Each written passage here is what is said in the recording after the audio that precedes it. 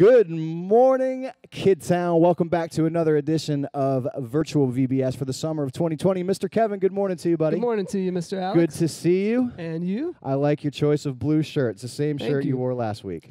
As is yours. Gross. All right, guys, we're going to sing the same song that we sang last week, okay, because we want to make sure we remind ourselves that church is in us and between us, and God is with us and for us. So Ephesians chapter 3, verse 17, we're going to sing it, and make sure you follow Mr. Kevin so you can clap along. All right, then Christ, here we go. Then Christ will make his home in your hearts as you trust in him. Your roots will grow down into God's love and keep you strong. Here we go. Ephesians chapter 3, verse 17. Ephesians chapter 3, verse 17. All right, that's pretty good, Mr. Kevin. Let's try it one more time, make sure we got it, okay? Great, all right. Then Christ will make his home in your hearts as you trust in him. Your roots will grow down into God's love and keep you strong. Ephesians chapter 3, verse 17. Ephesians chapter 3, verse 17. Okay, kids, now we're going to sing a song about how God is in control. That no matter what is happening, when it seems like it's crazy all around us, and I have some crazy days. I know you have some crazy days, Mr. Alex. Yep. Every day. Every day.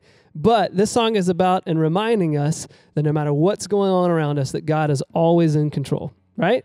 So sing along with us. You are my shepherd and I have no needs. You lead me by peaceful streams. You refresh my life.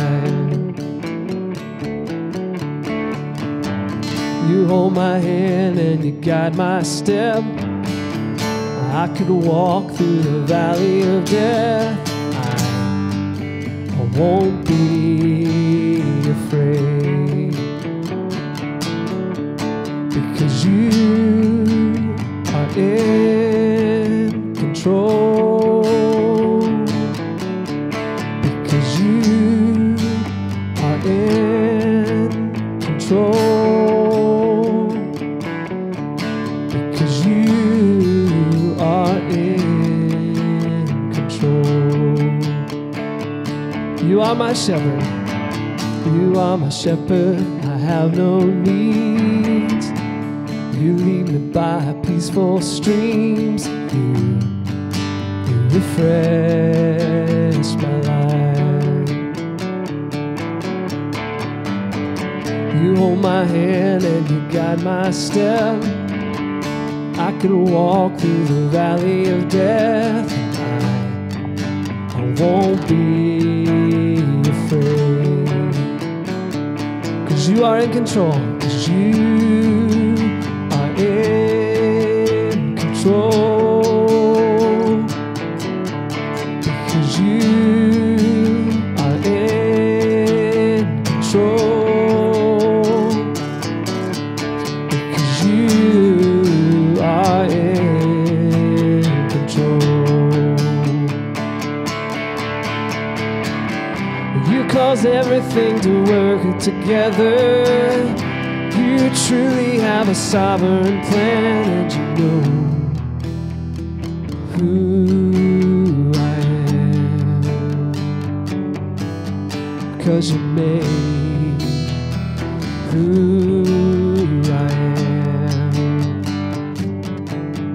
and you love who I am, and you know who I am, and you know who I am, because you made who I am, because you made who I am, and you love who I am, and you love who I am. You are in control, and you are in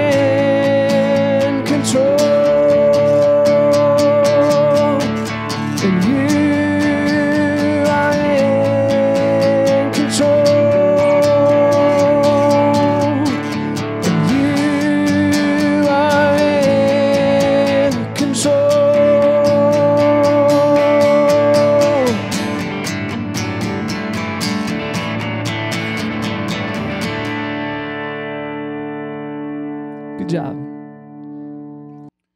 All right, we're going to do one more song this morning. This one's called I Have Decided to Follow Jesus. I think we're going to learn when we read the story of Esther how powerful it is when we commit our hearts to following God's plan for our lives. And it's not always safe, it's not always easy, but it's beautiful and it's powerful. And so we're going to sing the song to remind ourselves of what it can be like when we follow Jesus.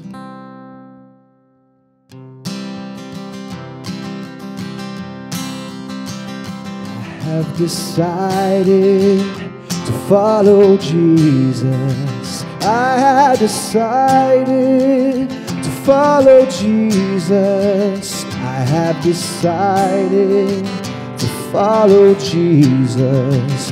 No turning back, no turning back. And though none go with me, I still will follow. Though none go with me, I still will follow. Though none go with me, I still will follow. No turning back, no turning back. My cross I'll carry till I see Jesus. My cross I'll carry till I see Jesus. My cross I'll carry till I see Jesus. No turning back, no turning back. The world behind me, the cross before me. The world behind me, the cross before me. The world behind me, the cross before me. No turning back, no turning back. I have decided to follow Jesus. I have decided to follow Jesus. I have decided to follow Jesus. No turning back, no turning back, no turning back. No turning back, no turning back. Great job. Now let's head to the classroom and find out what happens to Esther.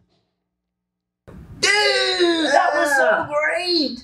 Mr. Kevin and Mr. Alex, they know how to jam. That worship music was so good. I mean, mind blown. That was amazing. Melt the face off. Dude, I'm like vibing from it. I know. The next time they should totally hire the Weather Channel to come in and rock and roll. Dude, such a good idea, bro. I think they would love our music. Like our song Ham and Cheese. Oh, yeah, that's the jam. That was so good. What about Who Popped the Popcorn?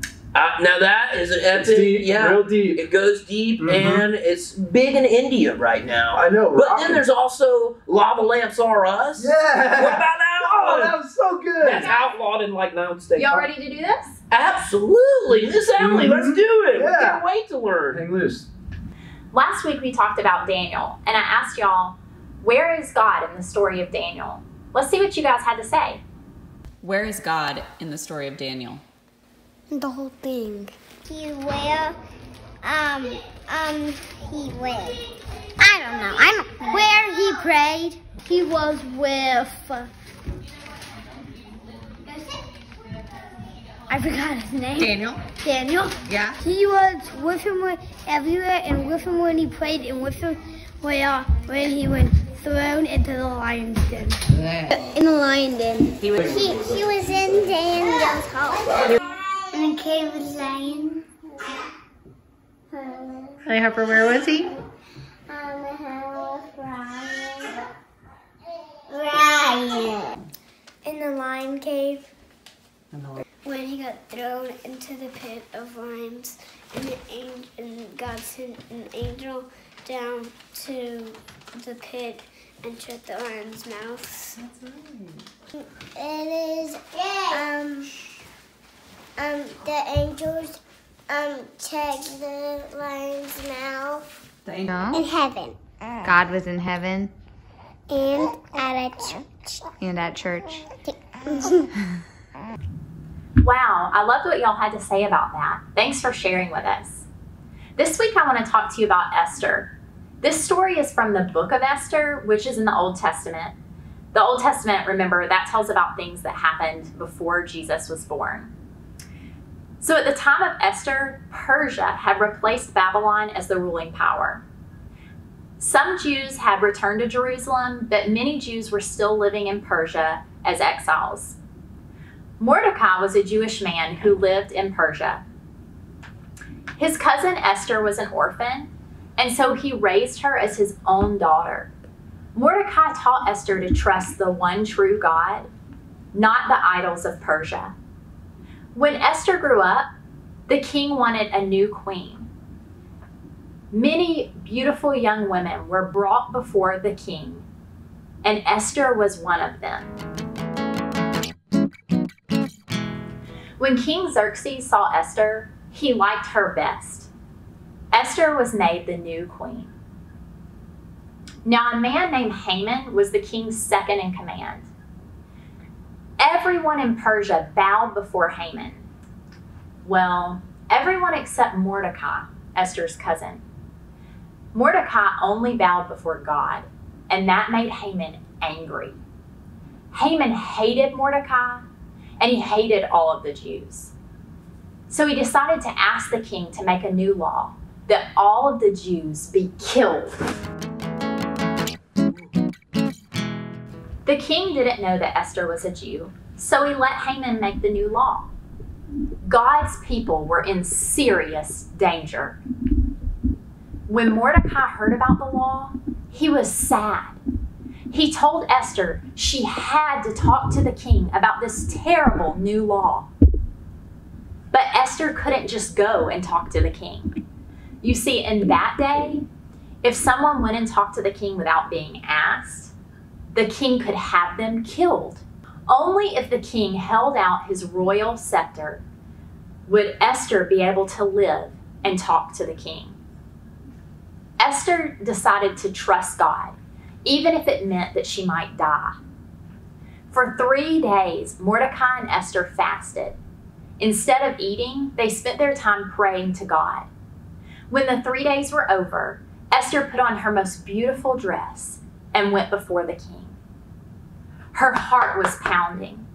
Would the king extend his royal scepter, or would Esther be killed? The king extended his scepter. Esther touched it, and she invited the king and Haman to 2 feasts. After the second feast, Esther said, "Please, don't hurt me or my people."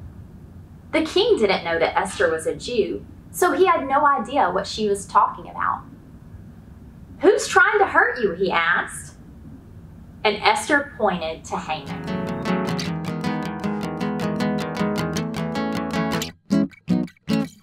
The king was angry. He got rid of Haman and put Mordecai in his place. The king made a new law to keep God's people safe. Esther and Mordecai were both separated from their place of worship, just like we are.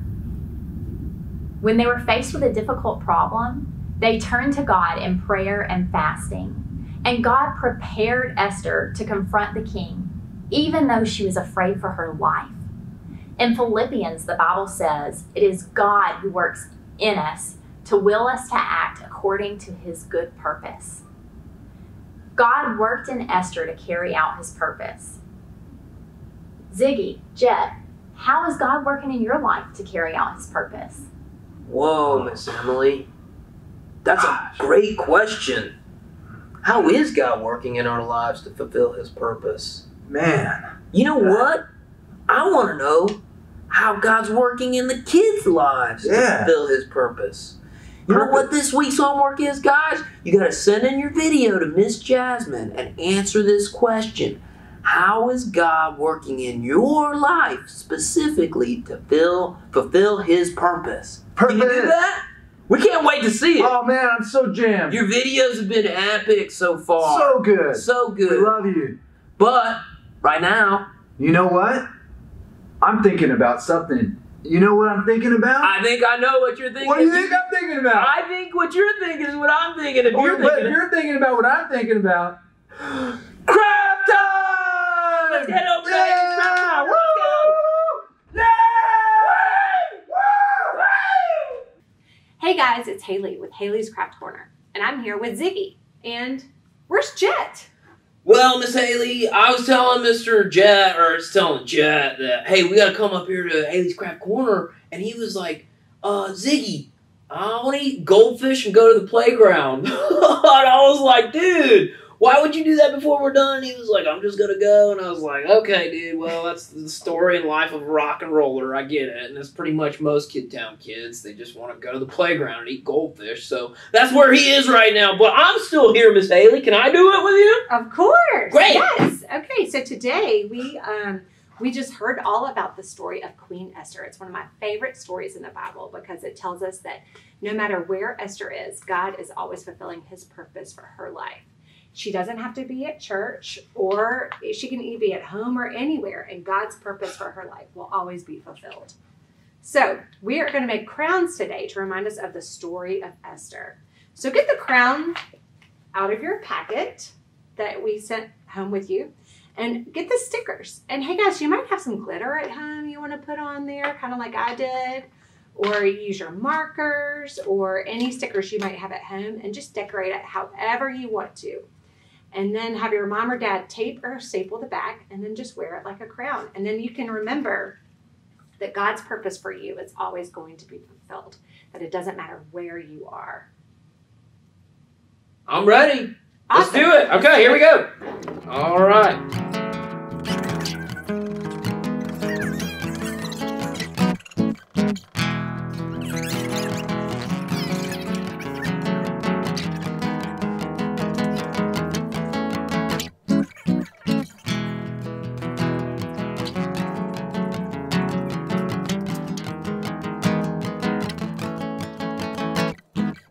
How did I do, Miss Haley? What do you think? Great job, Ziggy. Well, that looks amazing. I've been told it's pretty amazing. If it'll stay on your head, that is. It's pretty tough to keep these up there. Thanks, Miss Haley, for teaching me how to make a crown. It's awesome. And guys, don't forget to send us pictures of your crown from this week, because we would love to see them and show them off next week. See you next week.